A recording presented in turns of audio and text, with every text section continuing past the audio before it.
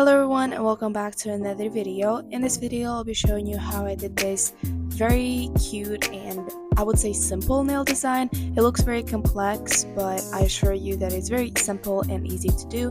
So if you're interested in that, keep watching. This is going to be a very quick paced tutorial, so if you want a more in-depth tutorial you can check any of my other videos. But the first thing that I'm doing is sizing up my tips and then filing the inside of them, and then taking and filing my natural nails so the nail tips stick better to my natural ones. After I've filed my nails, I'm going in with some dehydrator and primer, and I'm applying the dehydrator on all of my nails and then the same thing with primer.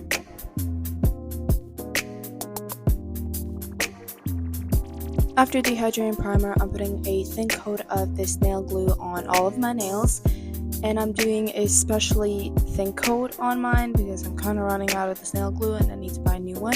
Honestly, as much or as little as you put will do. Just be careful to put it on your whole entire nail and not miss any edges. After my nails have fully cured, I'm going on to the tip application. I'm taking that same exact nail glue, putting a thin coat of that on the nail tip, then going at a 45-degree angle down on the nail and curing it under a small UV lamp. Now the funnest part for me, I do really love shaping my nails.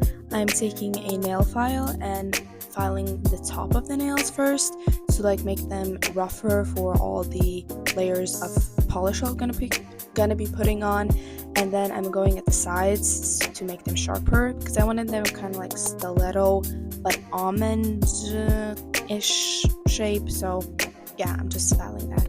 Previously when I did my nails I clipped a little bit off of the extension, but this time I don't know, I think the length has kind of grown on me, so I'm just shaping it and not cutting anything off. After I shape both of my hands, we're going on to the nail polish. Here I'm just picking out some of the colors. As I go, I'll put the shade names on the screen so you can follow along. So the first color I'm applying on my nails is E015. I'll put it on the screen, and I did multiple layers of this color to get a very good pigment out of it. As you can see, this is like one coat and it's very sheer, so I wanted to do a couple of layers to make it not as sheer. So this is after doing like 3 or 2 coats of it, and then I'm going over that with E003.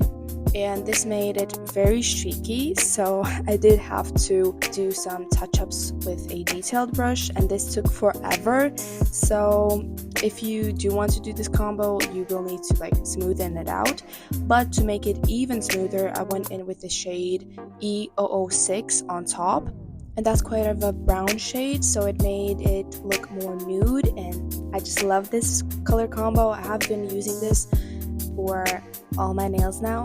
I love it absolutely. So I'm a genius when I created that shade color. Lovely.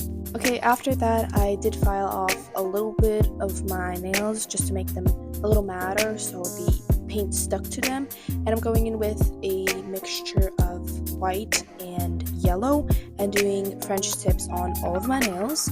How I do my French tips is I do a line down the middle of the nail as deep as I want the French tip to go, and then just do the sides, and that's how I do it. And you can see it on the pointer finger of how I actually did the French tip, and on my thumb I did try the design first to see if I actually liked it, so that was that. But yeah, and I'm doing French tips on all of the nails.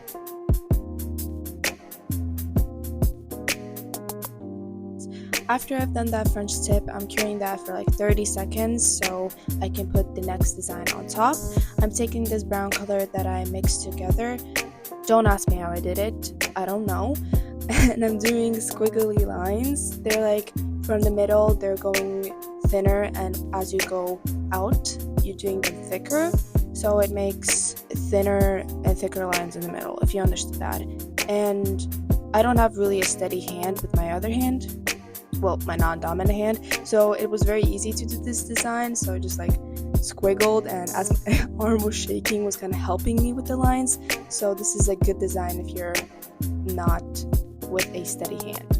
Hopefully that explanation was sort of good. But after I have done the nail design on all of my nails, I'm going in with some base coat on all of them and doing a blooming gel design.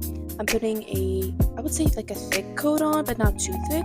And then I'm taking a dotting tool with a red color and dotting 5 dots on there to make a flower.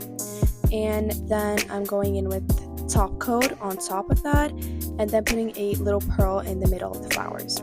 Honestly, if you want to do blooming gel nails, don't spend your money on blooming gel if you already have a good base coat, because I don't really use that base coat, but it came in a set with a top coat, so I don't really know where to use that.